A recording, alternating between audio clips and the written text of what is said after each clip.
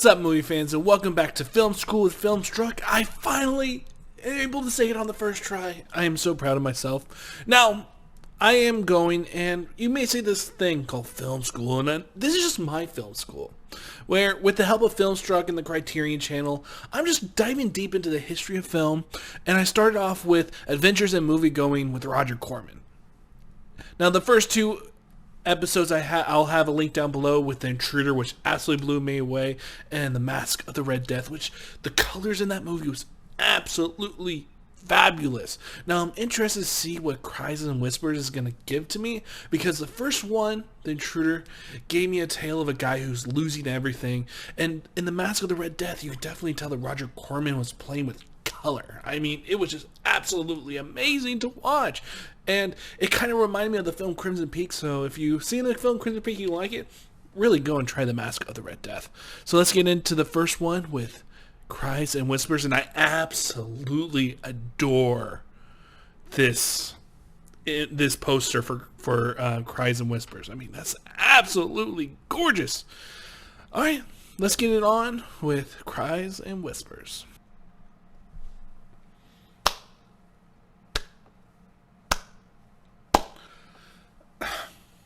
Cries and Whispers. It is this film that moves you. It deals with so much pain. So much pain. And hatred. Sex. Violence. This movie and how it induces so much emotion into you from the very beginning. The very first scene, you see this woman. She wakes up and the camera just stays on her face. And you see the redness around her eyes, and she starts to cry. And the camera just stays there. You don't know why she's crying. You don't know anything about her. But you feel like you're watching something that you're not supposed to see. You're seeing a person that's in their weakest spots. And you want to turn away. You want the camera to turn away. You're like, you're invading this person. In their deepest moments, you're invading them. Like, we should not be watching this. And then she gets up. She goes to her clock. And she resets it.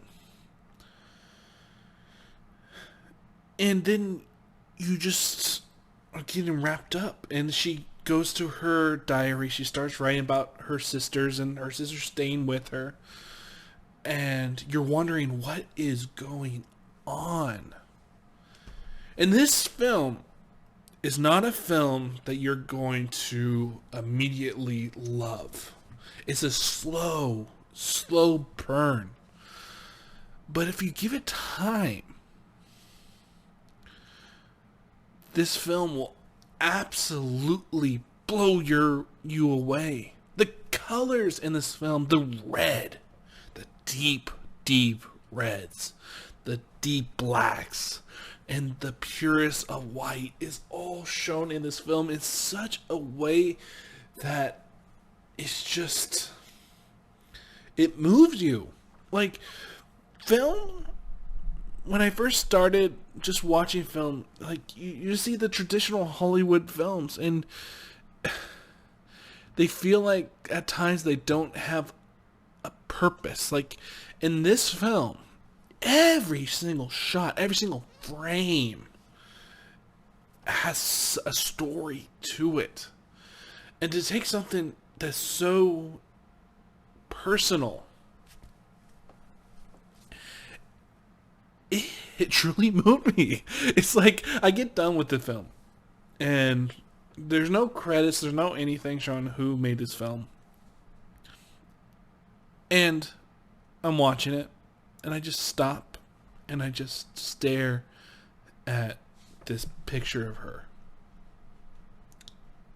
And I just can't look away. Now, the storyline of this film is that a sister is dying.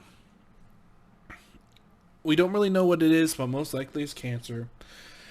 And her two sisters are being with her in her time of need, the time that she's going to be passing. You have the help, and you just have the story that just, you could tell that the sisters, the two sisters that are taking care of the sick one, that they have something that's just, there's friction between them, but they're not really saying anything. They're just taking care of their sister. And you got the help that's just watching this person that she's been taking care of for so many years just dying before her eyes. And you have these almost intruders in the family coming in and bossing the caretaker around. And now, for me personally, I work as a caregiver, and I take care of people in their sick, in their when they are passing. And I've seen families come in and just try to take over and try to take over everything. And it just, as a caretaker, you're just like, sometimes you just have to you want to tell the families, like, enough's enough. You know, let things go as it is. And the friction that is between these two sisters slowly unfolds. You get to see flashbacks of the two sisters, and it is absolutely breathtaking and is so violent. It was so much pain.